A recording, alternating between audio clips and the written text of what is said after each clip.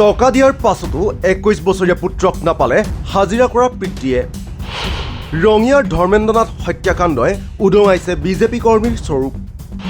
BJP হোৱা বাবেই এজাহাৰ লোৱা নাছিল নেকি আৰক্ষীয়ে? ক্ষতিপূৰণ দিয়াৰ পাছতো কিয় সন্ধান দিয়া নাছিল হিমাংশু কাকতিয়ে? ৰঙিয়া ঘটনাৰ পাছতেই সন্দেহৰ আৱৰ্তত আৰক্ষীৰ ভূমিকা। 25 ডিচেম্বৰ বৰদিনৰ দিনটোত হোৱা এটা সাধাৰণ ঘটনাৰ বাবেই 21 বছৰীয়া যুৱকৰ প্ৰাণ লোৱা নৃশংস ঘটনাৰ সৈতে নাম সাঙুৰ খাই পৰিছে বিজেপি কৰ্মীৰ।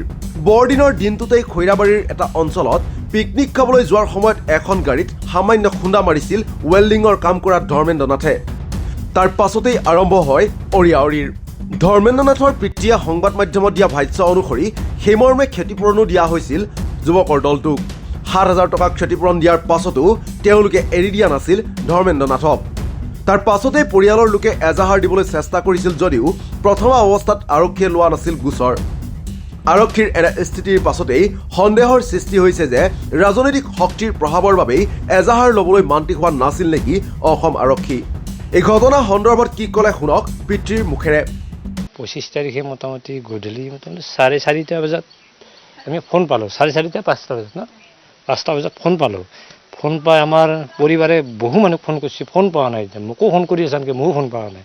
তেতিয়া তেওঁ তালৈকে গ'ল, যাই পেলাই তেওঁ তাতে এতিয়া কোনো মানুহ নাই, এতিয়া শেষে হৈছে, ইয়াতে নাই। তাৰপিছত থানাত গুচি গ'লোঁ পৰিবাৰে আমাৰ। থানাত গুচি যায় হিমাংশুনাথ মোটামুটি 13জন মানুহ তাত হাজিৰ হৈছে আৰু আমাৰ পৰিবাৰলৈ থানাত হাজিৰ হৈছে।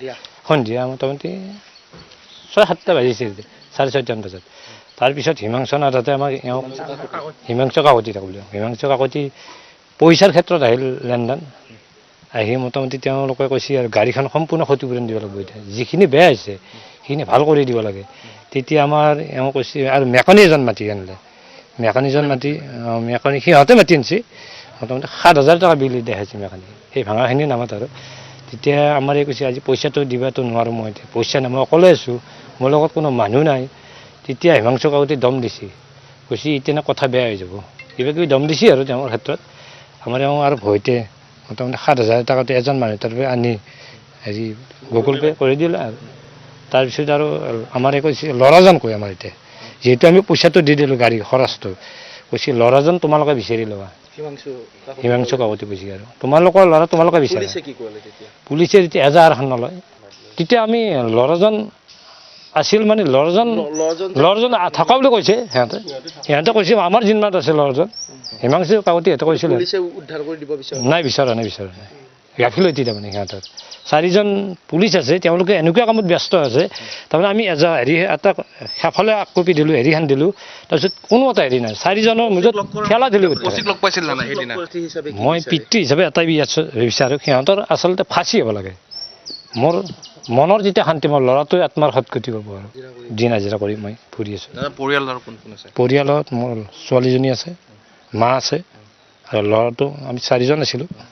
সেইখিনি সি গ্ৰিলৰ মিস্ত্ৰী কাম কৰিছিল। 21 বছৰ হৈ আছে, মোটামুটি 5 বছৰ হৈ গ'ল তাতে। আৰু কিন্তু কেইবাজনো এতিয়াও জালত পৰিব আছে। সেইখিনি মই অচিৰে অনুৰোধ কৰিছোঁ যাতে সেইখিনিও সোনকালে এৰেষ্ট কৰে আৰু। এতিয়া এই ঘটনাৰ পাছতে সৃষ্টি হৈছে বহুকেইটা প্ৰশ্নৰ। বনভোজ খোৱা প্ৰায় 400 মিটাৰ দূৰত থকা এটা পুখুৰীত উদ্ধাৰ হৈছিল ধৰ্মেন্দ্ৰনাথৰ মৃতদেহটো। কিন্তু পানীত পেলাই যদি 4 দিন থোৱা হৈছিলেই তেন্তে ফুলি নুঠিল কিয়, সেয়াও এতিয়া ৰহস্যৰ আৱৰ্তত।